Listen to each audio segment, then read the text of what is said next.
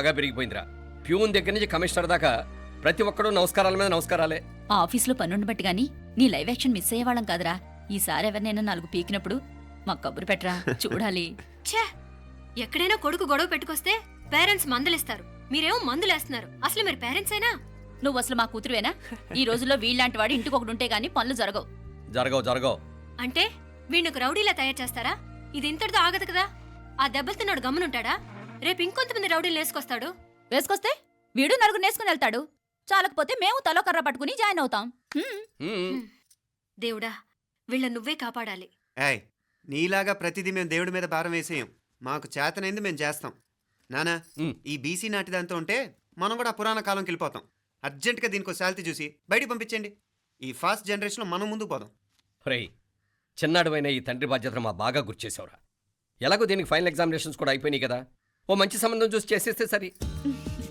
అవునవును. అరే సిగ్గుపడుతుంది. చ, అరే మీనాక్షి పెళ్లి కూతురాయనే, మా మీనాక్షి పెళ్లి కూతురాయనే. పి పి పి డుమ్ డుమ్ డుమ్ పి పి పి డుమ్ డుమ్ డుమ్ పి పి పి డుమ్ డుమ్ డుమ్. పి. ఆగండి. ఏంటి అంతలా వచ్చావు? కాంపతీస్ ట్విస్ట్ ఏమేవో కదా. ఆ చేసేదేదో తొందరగా చేసేయండి, వీడి గొడవ తప్పుతుంది.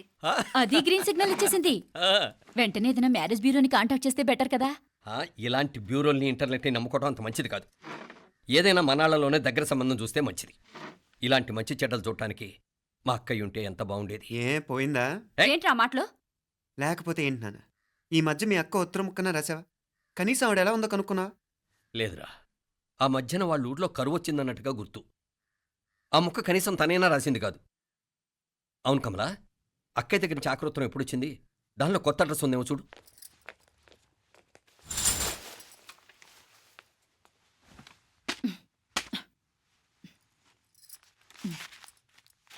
ఇవి చూడు. ఇదే ఆఖరిదనుకుంటా.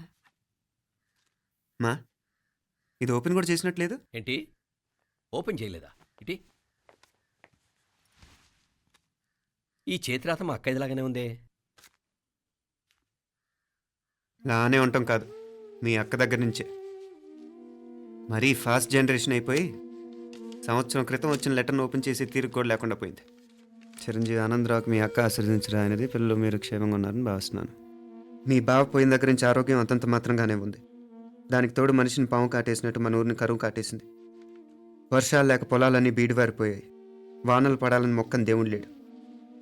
గొడ్లు కూడా సరైన తిండి లేక ఎముకలు గూళ్ళైపోయాయి. అందరూ ఊరు వదిలి వలసిపోతున్నారు. నేను కూడా పక్క ఊరికి వెళ్ళిపోదాం అనుకుంటున్నాను. ఖర్చులు కొంచెం ఇబ్బందిగా ఉంది. ఏమనుకోకుండా 2000 ఉంటే సర్తావని ఈ ఉత్తరం రాస్తున్నాను. అమ్మా నాన్నలకు గుర్తుగా మిగిలిపోయిన ఆ పొలం అమ్మటానికి మనసు రాక నిన్ను అడుగుతున్నాను. వెంటనే ఏ విషయం తెలియజేస్తామని ఎదురు చూస్తూ మీ అక్క పార్వతి. ఏంటి నాన్న ఇది? రక్తం పంచుకు పుట్టిన అక్క సంగతి కూడా పట్టించుకోలేనంత ఫాస్ట్ జనరేషన్ అయిపోయింది. మీనాక్షి అన్నట్టు ఆ బీసీ నాటికి వెళ్ళిపోవటమే బెటర్. హలో, రేపు నువ్వు కూడా అంతే నాయనా. ఇప్పుడేమో పీపీపీ అని తోకలా తిరుగుతున్నావే, రేపు ఆ డుండుండుం కాస్త అయిపోతే నేను కూడా కనపడను. ఎప్పుడు నీ పెళ్ళం, నీ పిల్లలు, నీ ఆస్తులు, నీ గొడవలు. ఆపుతావా నానా? దీని ముక్కుకు తాడేయాలంటే మీ అక్కంటే మంచి సంబంధాలు చూస్తాను కదా.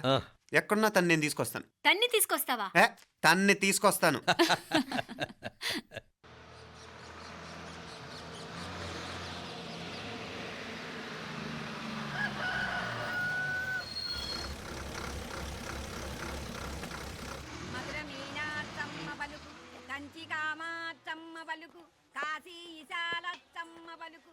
బాబు, ఇక్కడ కావూరి పార్వతమ్మ గారి ఇల్లు ఆ సందులో రామాలయం పక్కనుందండి.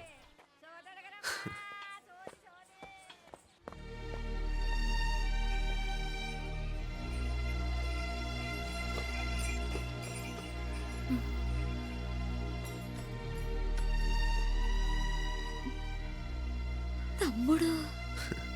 నేను ఈ తమ్ముడిని కాదత్తా, నీ తమ్ముడు కొడుకుని. అదేలేరా, నిన్ను చూస్తే మా తమ్ముడు తలొప్పుకొచ్చాడు.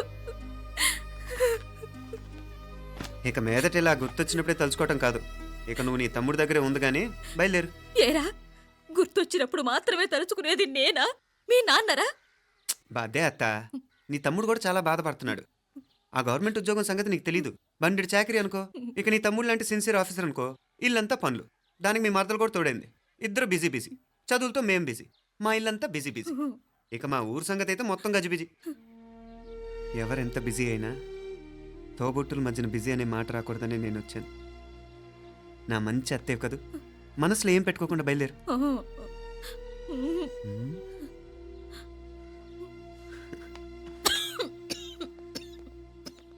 ఇంకా ఈ నాటు మందులతో పనేంటత్తా?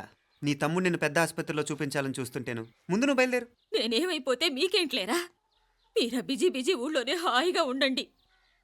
ఇదేంటి నేను మాట్లాడేస్తున్నాను? నువ్వు మాట్లాడకపోతే ఎలా అత్త? ఆడపిల్లకి అమ్మ మీద ఆశ, మగపిల్లాడికి అత్త మీద ఆశ. నేనేం నీకోసం ఆడపిల్లని కనలేదుగా. కనేసున్నా పోయేది. దాన్ని నేనే పెళ్ళాడేసి నీకు తోడుగా ఇక్కడే ఉండిపోయేవాడిని. అప్పుడేమో అనుకుంటే నేను ఆడేవాడిని. చెప్తున్నాను కదత్తా, మీ అక్క తమ్ముళ్ళ మధ్యన ఉంది చాలా చిన్న గీత. మన ఇంట్లో పెద్ద దిక్కు నువ్వే కదా. నీ తమ్ముడేమో మీనాక్షికి దగ్గర సంబంధం చూస్తే బాగుంటుంది అంటున్నాడు. ఆ మంచి చెడ్డ చూడాలంటే మాకు నువ్వు తప్ప ఇంకెవరున్నారు చెప్పు? మీనాక్షికి సంబంధాలు చూస్తున్నారా? ఇంకా చూడలేదత్తా. నీ తమ్ముడు నీకే అపనప్ప చెప్పాలనుకుంటున్నాడు. అట్టయితే ఆ బూరుగు పిల్లల సంబంధం మాట్లాడేస్తే సరి. ఏ బూరు పల్లెలు? అదేరా, కుర్రాడు కూడా బాగా చదువుకున్నాళ్లే, ఇంద్రవల్లిలో ఉంటారు. అయితే మనం హైదరాబాదు. ఆ నా తమ్ముడి కూతురు పెళ్లి నేను కాక మరెవర్రా చేసేది? నేను బండి కట్టించుకుని రానా? కొంచెం ఆగరా, ఏదైనా తిని వెళదు. తర్వాత తింటానత్తా. నువ్వు ముందు రెడీ అవ్వు. రెడీ అవ్వు.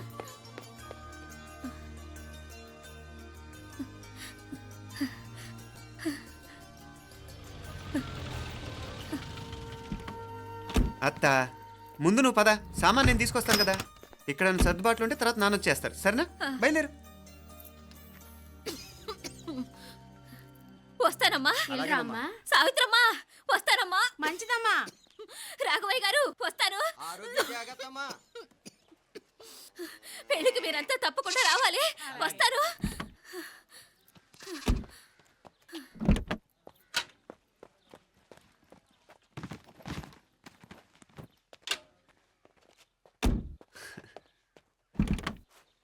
జరుగత్తా, జరుగు.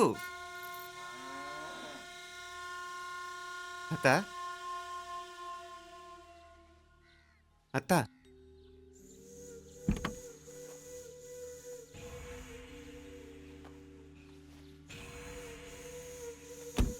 ఏమైంది పార్వతమ్మా? పార్వతమ్మా, పార్వతమ్మా! అయ్యో, ఎంత ఘోరం జరిగిపోయింది. ఉన్నట్టుండి పడిపోయింది. ఏమైందమ్మా? వీరయ్య! అరే కొండయ్య, పార్వతం చచ్చిపోయిందిరా. అయ్యో, ఎంత పని జరిగింది? ఇన్ని రోజులు తమ్ముడు తమ్ముడు అని కలవరించింది. ఆ తమ్ముడు రమ్మని పిలిచినప్పుడే ఆ దేవుడు కూడా పిలుపునిచ్చాడు. పాపం.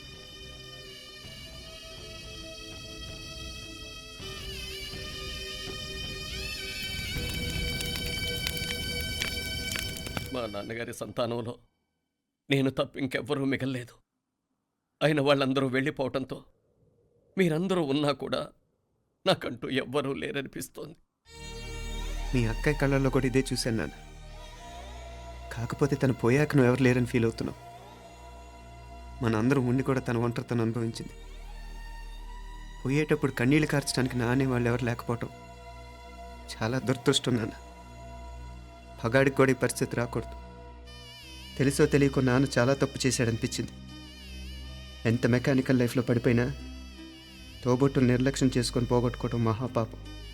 కళ్ళు తెరుచుకొని చూస్తున్నట్టుగానే పోయిన అత్తయ్య చివరి చూపు ఈ విషయాన్ని శాశ్వతంగా నాకు గుర్తుండిపోయేలా చేసింది.